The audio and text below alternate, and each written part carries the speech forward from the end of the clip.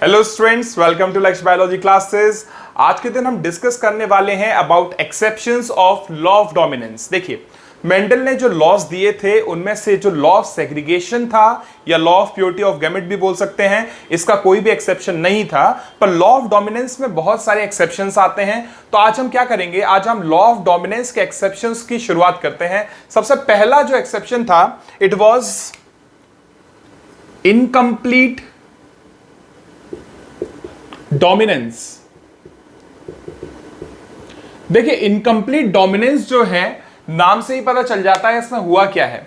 Incomplete मतलब कि incomplete dominance का मीनिंग क्या निकलता है कि जो डोमिनेंट कैरेक्टर था या जो डोमिनेंस शो करने वाला एलिल था वो कंप्लीटली डोमिनेंस शो नहीं कर पा रहा है। मतलब कि क्या कहना चाहता हूं, मतलब कि कुछ ऐसा एक एग्जाम्पल लेके इसको आसानी से समझ सकते हैं। जैसे कि इसके एग्जाम्पल्स में आता है mirabilis जलापा, mirabilis jalapa which is 4 o'clock plant. Mirabilis जलापा को और क्या बोलते हैं, 4 o'clock प्लांट। इसके अलावा एक और है एग्जाम्पल इसका, विच इज डॉग फ्लावर। इसका एक और नाम होता है स्नैपड्रैगन। और एक और इसका नाम है एंटीरिनम मेजस।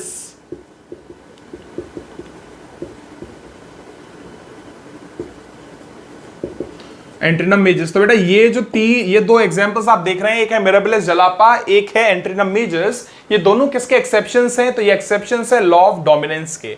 देखिए, लॉ ऑफ डोमिनेंस क्या बोलते थे? लॉ ऑफ डोमिनेंस में अगर हमने कोई टॉल प्लांट को क्रॉस करवाया किसी ड्वार्फ प्लांट के साथ, तो क्या होने वाला है, जब इनके गैमेट आपस में फ्यूज करेंगे तो कैरेक्टर किसका आएगा? कैरेक्टर आएगा डोमिनेंट जीन का। जैसे इस केस की अगर मैं बात करूं तो इसमें जो कैपिटल टी मैंने लिखा है, this is allele for tallness, और ये खुद को एक्सप्रेस करेगा। इसकी वजह से कौन सा वाला, कैसी हाइट आनी चाहिए? ज्यादा हाइट आनी चाहिए, टॉलनेस आ जाना चाहिए, है ना। पर जो स्मॉल टी है ये एलिल शो करता है डॉफनेस को। पर चूंकि ये रेसेसिव एलिल है इसलिए ये खुद को एक्सप्रेस प्रॉपर्ली नहीं करेगा, और ये खुद को एक्सप्रेस नहीं करेगा इसलिए प्लांट की हाइट कम नहीं होते हुए कैसी रहेगी? ज्यादा रहेगी। समझ में आ गया? तो ये तो था लॉ ऑफ डोमिनेंस। अब यहां पे क्या स्पेशल हुआ है वो देखिए। अगर मैं मिराबिलिस जलापा की बात करूं तो इसमें 2 कलर के फ्लावर होते हैं, एक होता है रेड फ्लावर, ठीक है, तो रेड कलर के फ्लावर वाला मिराबिलिस जलापा हो सकता है। उसके अलावा इसमें मिलते हैं व्हाइट फ्लावर। देखो, बहुत आसान सा है, आपको पता है रेड फ्लावर का मतलब क्या हो गया? Red flower is dominant character, और इसको रिप्रेजेंट करने के लिए हमें लिखना पड़ेगा कैपिटल आर, कैपिटल आर। तो देखो, 2 बार मैंने क्या लिख दिया, कैपिटल आर, कैपिटल आर। क्यों? क्योंकि जीन्स जो होते हैं वो पेयर्ड फॉर्म में प्रेजेंट होते हैं। नेक्स्ट, व्हाइट फ्लावर के लिए हम लिखेंगे इसी को, सेम लेटर लिखेंगे, पर ये रेसेसिव कंडीशन है इसलिए स्मॉल फॉर्म में लिखेंगे। तो यहां कैपिटल आर लिया है तो यहां पे 2 बार हम क्या ले लेंगे? स्मॉल आर ले लेंगे। पूरे जेनेटिक्स में एक चीज याद रखिए, अगर चाहते हो कि सब कुछ आसानी से हो जाए और क्वेश्चंस भी आसानी से सॉल्व हो जाए, सिलेक्शन भी हो जाए, तो एक फंडा हमेशा याद रखना, आपको हमेशा एक ही अल्फाबेट लेना है फॉर अ कैरेक्टर। एक कैरेक्टर एक अल्फाबेट। अब जैसे कैरेक्टर यहां पे लिया है फ्लावर कलर, तो फ्लावर कलर एक कैरेक्टर है, अल्फाबेट भी कौन सा लिया है? एक ही। कौन सा वाला? आर। तो कैपिटल आर ले लो चाहे स्मॉल आर ले लो, पर अल्फाबेट हमेशा क्या रहेगा? सेम रहने वाला है ना। तो कैरेक्टर एक है तो अल्फाबेट एक ही लेने वाले हो। चलो अब देखो जल्दी से, तो रेड फ्लावर और व्हाइट फ्लावर, इनके अगर मैं, ये पेरेंट है, ये है पेरेंट, तो रेड कलर के फ्लावर और व्हाइट कलर के फ्लावर वाले प्लांट को अगर आप क्रॉस करवाना चाहते हो तो पहले बनवाओगे गैमेट। इसका गैमेट होगा कैपिटल आर, इसका गैमेट होगा स्मॉल आर। दोनों का अगर मैं क्रॉस करवा दूं तो क्या मिलने वाला है? तो मुझे मिलेगा कैपिटल आर, स्मॉल आर। अब आपको पता है, according to law of dominance, जो कैपिटल में लिखा है this is a dominant gene, और डोमिनेंट जीन खुद को एक्सप्रेस करेगा, है ना, ये होना चाहिए। और जो स्मॉल आर यहां पे लिखा है this is a recessive gene, और इसको भी खुद को एक्सप्रेस करना चाहिए, हाँ या ना। तो इस कंडीशन में क्या होगा, अगर ये खुद को एक्सप्रेस कर गया, कैपिटल आर अगर खुद को एक्सप्रेस कर गया, तो कौन सा कलर आने वाला है? तो कलर आएगा रेड। पर यहां पे है एक्सेप्शन। कौन सा एक्सेप्शन? Incomplete dominance. मतलब कि जो डोमिनेंट जीन है वो यहां पे खुद को प्रॉपर्ली एक्सप्रेस नहीं कर पाएगा, और अगर डोमिनेंट जीन खुद को प्रॉपर्ली एक्सप्रेस नहीं कर पाएगा तो रेड कलर नहीं आएगा। कौन सा कलर आएगा? पिंक कलर आ जाता है। कौन सा कलर आ जाता है? पिंक। तो याद रखना, दिस phenotype, या बोल सकते हैं this F1 generation, the phenotype of F1 generation will be pink। क्या समझे? समझ गए? मतलब कि लॉ ऑफ डोमिनेंस कहता है कि जो डोमिनेंट जीन है इट विल एक्सप्रेस इटसेल्फ, और अगर डोमिनेंट जीन खुद को एक्सप्रेस करता तो रेड कलर आना चाहिए था। पर जो F1 जनरेशन बनी है उसमें डोमिनेंट जीन है, पर वो डोमिनेंट जीन खुद को कंप्लीटली एक्सप्रेस नहीं कर पा रहा है, इस वजह से रेड कलर नहीं आ रहा है। पर क्या डोमिनेंट जीन खुद को बिल्कुल एक्सप्रेस नहीं कर रहा है? तो ये भी गलत बात है। डोमिनेंट जीन खुद को एक्सप्रेस कर रहा है पर कंप्लीटली नहीं, और वो थोड़ा बहुत एक्सप्रेस करेगा, इसलिए कौन सा कलर आएगा? व्हाइट प्लस रेड, मतलब पिंक कलर आ जाएगा। समझ में आ गया? तो ये था incomplete dominance in case of mirabilis jalapa and antirrhinum majus. दोनों ही प्लांट्स की अगर मैं बात करूं, दोनों में तीनों कलर मिलते हैं। कौन कौन से कलर? तो स्नैपड्रैगन की बात कर लो या मिराबिलिस जलापा की बात कर लो, दोनों में रेड और व्हाइट कलर के फ्लावर्स मिलते हैं। अगर ऐसे दो प्लांट्स को क्रॉस करवाओगे तो पिंक कलर के फ्लावर्स आपको मिल जाएंगे। ठीक है, अब इसका मैं काम करता हूं, इसकी सेल्फिंग करवा के देखता हूं, फिर देखते हैं क्या रेशियोज आते हैं F2 जनरेशंस के। देखें तो चलिए, मैं सेल्फिंग करवा रहा हूं कैपिटल आर स्मॉल आर की with capital R small R. इसके गैमेट जो बनेंगे वो होगा कैपिटल आर स्मॉल आर, इसके भी गैमेट बनेंगे कैपिटल आर स्मॉल आर। इनको एक पुनेट स्क्वायर में प्लेस करते हैं और चेक करते हैं रेशियोज क्या आने वाले हैं F2 जनरेशंस के।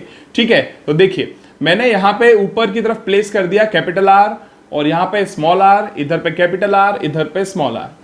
अब देखिए ये पहला बनेगा कैपिटल आर, सेकंड बनेगा capital R small R, third बनेगा capital R small R, fourth बनेगा स्मॉल आर। इस कंडीशन को आप एक बार ऑब्जर्व करो तो ये जो पहला इंडिविजुअल है इसके पास दो डोमिनेंट जीन प्रेजेंट है, और दो डोमिनेंट जीन की प्रेजेंस की वजह से ये होने वाला है रेड। कैसा हो जाएगा? रेड। इसको अगर मैं ऑब्जर्व करूं तो इसमें एक डोमिनेंट जीन है, एक रेसेसिव जीन है, और यहां पे फिर अप्लाई हो जाएगा क्या? Incomplete dominance. और इनकम्प्लीट डोमिनेंस के आने की वजह से ये होने वाले हैं पिंक कलर के। कैसे? पिंक। इसको देखो तो जैसा ये है वैसा ये रहेगा, तो ये भी कैसा हो जाएगा? पिंक। पर लास्ट वाले को अगर आप ऑब्जर्व करोगे तो इस लास्ट वाले प्लांट को ऑब्जर्व करने पे आपको पता चलेगा कि इसमें एक भी डोमिनेंट जीन नहीं है, और किसी भी डोमिनेंट जीन की एब्सेंस की वजह से, या बोलिए कंप्लीट डोमिनेंस जीन जो है वो एब्सेंट है, तो कलर आ जाएगा recessive type of which is white. तो यहां पे आता है व्हाइट कलर। तो देखो जल्दी से क्या हुआ, दो डोमिनेंट जीन रेड कलर आ गया, एक डोमिनेंट एक रेसेसिव जीन पिंक कलर आ गया, और अगर दोनों रेसेसिव जीन प्रेजेंट है तो व्हाइट कलर आ जाएगा। तो एक काम करते हैं, एक बार रेशियो लिख के देखते हैं इन तीनों का। देखो अगर red is to pink is to white का रेशियो निकालें तो क्या आने वाला है? रेड होगा 1, पिंक 2 और व्हाइट 1। तो क्या आ गया रेशियो? 1:2:1। अब जो ये रेशियो आप देख रहे हो ये मोर्फोलॉजिकल बेसिस पे आपने बताया है, मतलब कि ये रेशियो कैसा है? This is a phenotypic ratio. मतलब कि प्लांट में रेड कलर का, पिंक कलर का या व्हाइट कलर का फ्लावर लगा है तो आपको क्रोमोसोम देख के थोड़ा बताएगा ये चीजें। ये चीज आप कैसे बताओगे? By looking directly looking at the plant. हाँ, जब आप डायरेक्टली प्लांट को देखेंगे तो प्लांट में आपको फ्लावर के कलर इजिली विजिबल होंगे, और इस चीज को हम बोलते हैं फिनोटाइप। तो ये जो रेशियो है this is a phenotypic ratio. समझ में आ गया? तो ये कौन सा रेशियो है? This is a phenotypic ratio. अब एक बात बताओ, क्या मोनोहाइब्रिड क्रॉस किया था हमने अभी? हाँ, this is a type of monohybrid cross. पर चूंकि ये एक्सेप्शन वाला मोनोहाइब्रिड क्रॉस है तो आपको क्या हुआ? आपको मिल गया फिनोटाइपिक रेशियो 1:2:1। अगर ये नॉर्मल फिनोटाइपिक रेशियो की बात करते हैं हम, मतलब अगर हम बात करें ये नॉर्मल मोनोहाइब्रिड क्रॉस होता तो इसके फिनोटाइपिक रेशियो ऐसा ही आता कि कुछ और आता? तो आपको याद होगा जो नॉर्मल मोनोहाइब्रिड क्रॉस है उसका फिनोटाइपिक रेशियो होता है 3:1, ना कि 1:2:1। तो क्या डिफरेंस आ गया नॉर्मल मोनोहाइब्रिड क्रॉस और इनकम्प्लीट डोमिनेंस में? तो इसमें आपको याद रखना है फिनोटाइपिक रेशियो चेंज हो जाता है। Phenotypic ratio in case of incomplete dominance is 1:2:1 and phenotypic ratio in case of normal monohybrid cross is 3:1। समझ में आ गया? नाउ अब देखो जल्दी से, अब मैं बात करता हूं जीनोटाइपिक रेशियो की,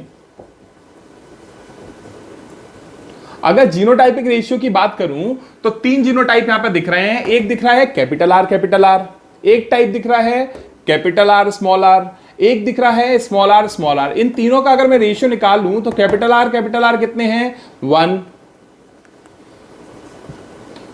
स्मॉल आर कैपिटल आर कितने हैं, या कैपिटल आर स्मॉल आर कितने हैं 2, और स्मॉल आर कितने हैं 1। तो आप नोटिस कर पाओगे जो जीनोटाइपिक रेशियो है वो आ गया 1:2:1। फिनोटाइपिक रेशियो भी कितना था 1:2:1।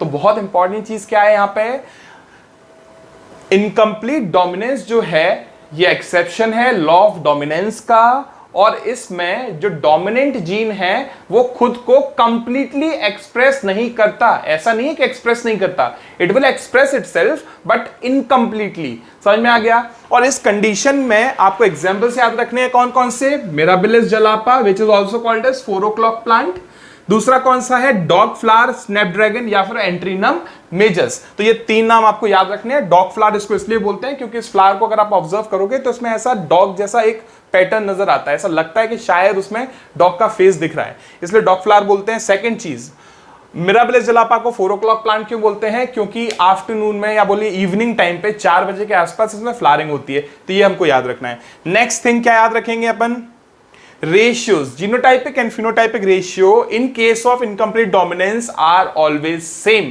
याद हो जाएगा, इजी है। चलिए एक और इसका एग्जांपल ले लेते हैं अपन, एंडुलेशन फाउल के नाम पे। कौन, एंडुलेशंस फाउल। इसको रिमूव करते हैं, फिर यहां पे हम देख लेंगे।